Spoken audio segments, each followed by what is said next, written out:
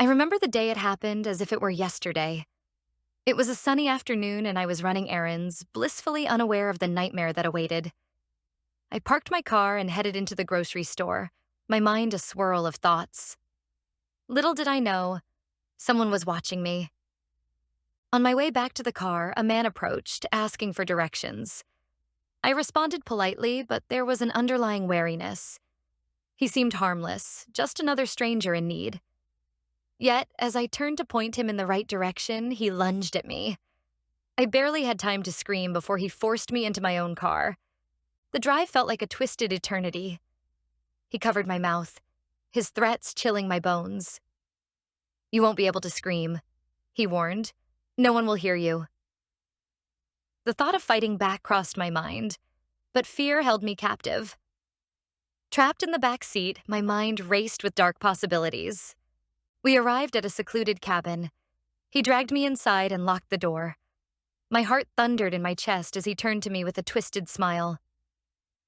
"You'll be fine," he said, his voice eerily calm. "Just follow my rules and we'll get along." He toyed with my mind, shifting between calm and volatile. At times, he acted like a protector, insisting he had chosen me for a reason. "You're special," he'd say, though I felt anything but. Other times, he'd erupt over the smallest things, reminding me of my powerlessness. Days blurred into weeks, and my hope of escape dwindled. Yet, deep down, a flicker of hope remained. I watched his routines, searching for an opening. Finally, one evening, he left the door unlocked. A fatal mistake.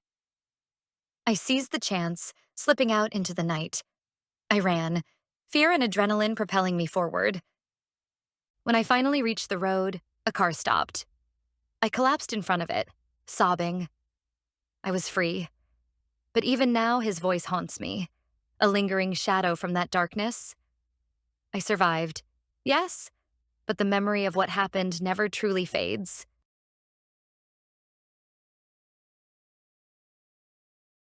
I've always thought of myself as just another journalist, chasing stories and deadlines like everyone else. But everything took a dramatic turn when I was assigned to cover the murder of Sarah Jennings, a beloved teacher in our small town. The news shook our community to its core, and I was determined to uncover the truth behind it. I started my investigation like any other, interviewing neighbors and gathering information. However, the more I uncovered, the more disturbed I became. Whispers floated around about eerie happenings in the days leading up to Sarah's death. It was said she had been acting paranoid, convinced that someone was watching her. I couldn't shake the feeling that I too was being watched, as if the shadows themselves had eyes. One evening, I found myself at the door of her closest friend, Lisa. Her voice trembled as she shared memories of Sarah. She was frightened, you know. She mentioned a man who followed her home from school. Lisa confided, her eyes filled with fear. Despite her apprehension, I had to dig deeper. Did she say who he was? I pressed gently. Lisa shook her head, casting nervous glances out the window. My investigation led me to interview potential suspects. There was Mr. Thompson, a neighbor with a reputation for odd behavior. He was frequently seen lurking around. When I confronted him, he laughed, a hollow sound that chilled the air. "People are so quick to judge," he muttered, his eyes darting around as though he expected someone to eavesdrop. My skin crawled, but I knew I had to remain composed. This was my job. The deeper I dug, the more palpable the town's unease became. Strange messages began appearing on my doorstep, scraps of paper with warnings scrawled in shaky handwriting reading, "Stop looking."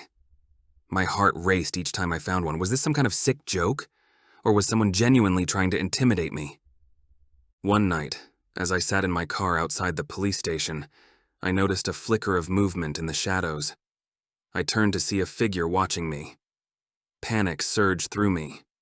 I realized I was onto something significant. But at what cost?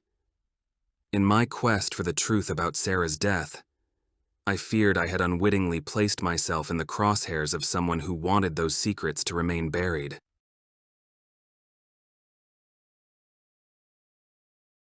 You know those moments that turn your world upside down?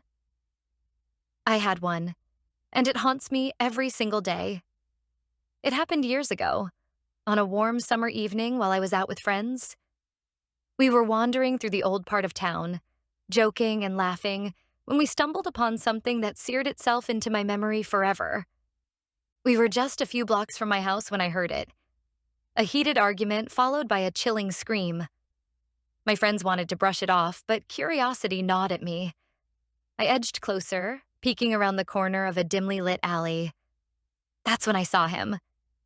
A man was attacking a woman, and I stood there, heart thumping erratically in my chest.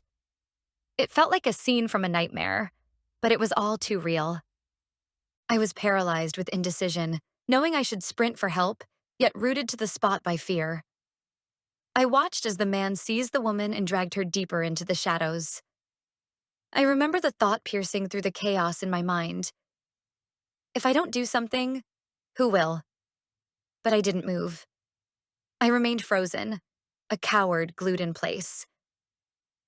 By the time I found my voice, silence had overtaken the struggle. Breathless and shaken, I ran back to my friends, unable to utter a word about what I'd seen. I told no one. Not my parents, not the police. I buried the memory deep, hoping it might vanish, but it lingered like an unforgiving shadow. Years rolled by. I built my life, but that night loomed like a storm cloud. I often wondered about the woman. Was she okay? Did she survive? Was she someone's daughter, sister, friend? Guilt gnawed at me, a constant reminder that I had allowed fear to dictate my actions. Then, just last month, I caught a news report about a cold case. Unsolved, yet the name struck a chord. It was her name. In that instant, I knew I had to come forward. I had to reveal what I had witnessed. But as I walked into the police station to share my truth, an overwhelming sense of dread washed over me. What if he was still out there? What if he knew I'd finally spoken up? The weight of my decision felt heavier than anything I'd imagined. I had found my voice, but now I feared it might lead him straight to me.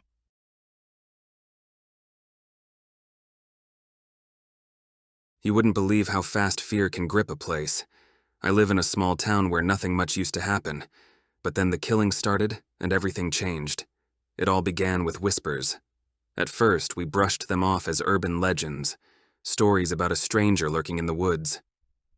But when they found the first body, everything shifted.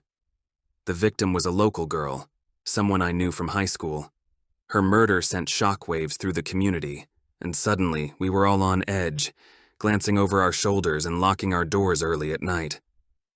I remember sitting on my porch one evening, the air thick with tension. Neighbors who once chatted freely now avoided making eye contact. It felt like we were all living in a horror movie, anxiously awaiting the next scene. I'd hear my kids play outside, but every laugh was overshadowed by the chilling thought of danger lurking just beyond our street. With each new victim, the police held town meetings, urging us to stay vigilant. They advised against walking alone, and the local park became a ghost town. I began noticing the little things, the way my neighbor's dog barked at every rustle in the bushes, how the streetlights seemed dimmer, as if the darkness was pressing in closer. One night, a knock at my door jolted me awake. Heart pounding, I peeked through the window to see a silhouette. It was Tom, a neighbor from down the block. "Have you seen anything strange?" he whispered urgently. I shook my head, my pulse pounding in my ears. We stood there, sharing our fears, like a pact, and I could see it in his eyes. We were both terrified. I started sleeping with a knife under my pillow, convinced I was next. The killer was out there, and with each passing day, paranoia seeped deeper into our lives. Friends stopped visiting. We communicated in hushed tones, exchanging anxious glances. Then one afternoon, sirens blared. My heart sank as I rushed outside, praying it wasn't another body. The fear was suffocating, a heavy blanket we couldn't shake off. This wasn't just about murders anymore. It felt like an invasion of our very sense of safety. In a town that once felt like home, we were left to wonder who among us would be next.